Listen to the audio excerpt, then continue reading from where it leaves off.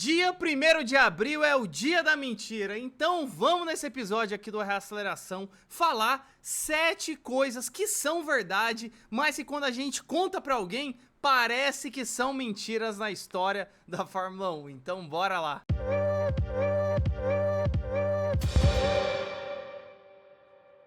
Primeira delas é que Flávio Briatore está de volta no paddock, depois do Singapura Gate de 2008, onde Flávio Briatore era chefe da equipe Renault, e ele arquitetou toda aquela situação com o Nelsinho Piquet Jr. e o Fernando Alonso, tudo aquilo pro Fernando Alonso vencer aquele GP, tanto que ele venceu, e depois, um ano depois, em 2009, Reginaldo Leme deu o furo de reportagem que aquilo realmente foi arquitetado. Depois disso virou um rolo, Briatore foi banido da Fórmula 1, só que hoje em dia parece que nada aconteceu, porque ele tá de volta aí no paddock, caminhando, feliz e tranquilo. É uma coisa inacreditável e bizarra, ele tá de volta no paddock depois daquele escândalo em 2008. Segundo e mais recente, simplesmente no ano de 2025, a Red Bull Racing demitiu um piloto depois de 2 corridas.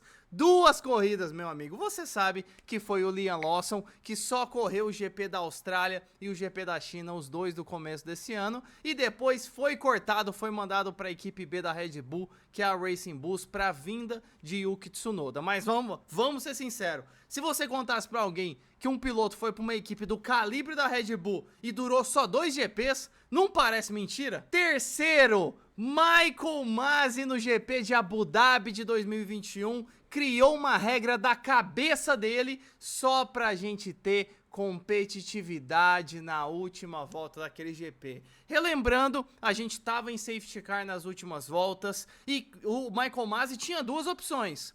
Ou eu mando todos os retardatários darem a volta e irem pro final da fila, ou eu não mando nenhum retardatário dar a volta e ir pro final da fila dos carros. E aí o que ele fez?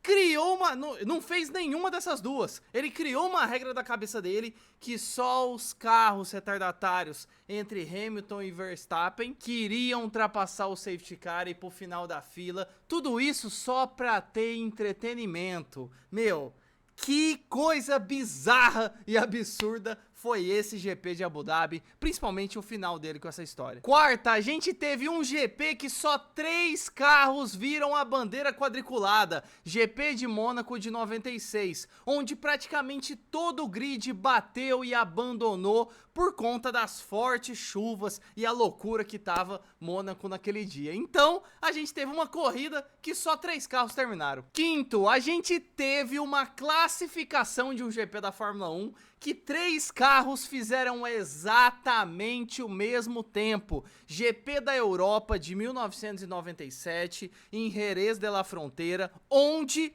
Villeneuve, Schumacher e Frentzen fizeram o mesmo tempo no quali. Eles fizeram 1:21:072, meu amigo, foi no milésimo igual. E aí o Villeneuve acabou saindo com a pole position, porque ele foi o primeiro dos 3 a marcar esse tempo de 1:21:72. Meu, qual é a chance de 3 caras fazerem o mesmo tempo no milésimo? Sexto e penúltimo, entre 2014 e 2020 era pro Lewis Hamilton ter vencido todos os campeonatos da Fórmula 1 desses anos, só que ele não contava com uma coisa, que foi Nico Rosberg em 2016, que foi o campeão daquele ano. Teve um monte de treta, batida, discussão entre Lewis Hamilton e ele, lembrando que eles eram da mesma equipe da Mercedes. No final o Rosberg acabou saindo com aquele título e foi tão inacreditável que o Rosberg, indo pra 2017, se aposentou da Fórmula 1. Eu acho que ele olhou e falou, meu, isso aqui que eu fiz foi tão inacreditável, e falam por aí que é melhor a gente parar no auge, né? Então eu não vou passar disso daqui, então já vou aposentar. Rosberg venceu o Hamilton em 2016, foi uma coisa de outro planeta. Sétimo e último, eu não poderia terminar sem mencionar o nosso brazuca, a lenda Ayrton Senna. Em 84, o Senna correu pela Toleman e foi seu primeiro ano de Fórmula 1. A Toleman era uma equipe quase do fundo do grid, uma das piores.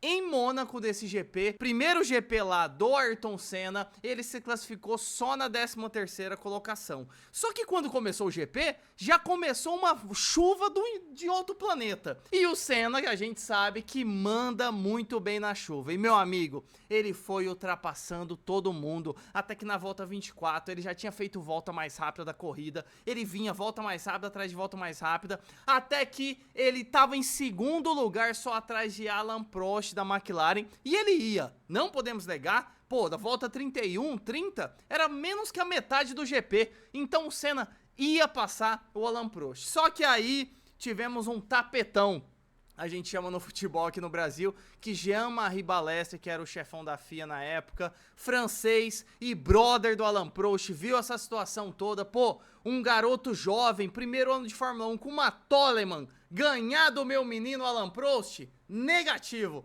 Hoje o Jean-Marie Balestre foi lá, cancelou, interrompeu o GP e deu a desculpinha da esfarrapada que era por causa da chuva. Pelo amor de Deus, né?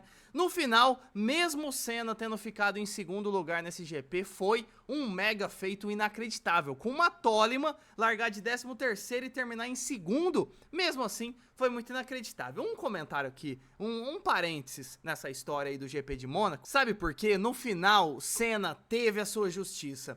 Vou fazer um contexto aqui. O Prost, nesse GP, como foram 31 voltas completadas das 76 possíveis, os carros acabaram fazendo menos da metade do GP. Naquela época, o primeiro colocado ganhava 9 pontos e o segundo colocado ganhava 6. Então, como menos da metade do GP foi completado, o Prost não ganhou os 9 pontos pela vitória, ele ganhou metade, que foi 4,5 pontos. Então, vamos parar para pensar. Se o Prost tivesse ficado em segundo lugar, o Senna ficado em primeiro e eles tivessem completado o GP todo, o Prost ia ter ganhado 6 pontos. Então nessa brincadeira, mesmo vencendo, o Prost deixou de ganhar 1,5 ponto. E aí, continua a temporada de 84 da Fórmula 1. No final, o Prost perdeu o título de 84 pro Niki Lauda por meio ponto. Meio ponto, ou seja, se o Balestre não tivesse encerrado nada esse GP de Mônaco, se o Prost tivesse ficado em segundo, ele teria sido campeão de 84. Então, a justiça foi feita com Ayrton Senna. Mas e você, acha que eu esqueci de alguma coisa que aconteceu na história da Fórmula 1, mas que parece mentira quando a gente conta pra alguém? Deixa aqui nos comentários, aproveita, se inscreve no Reaceleração para não perder nada de Fórmula 1. Então é isso, valeu, falou!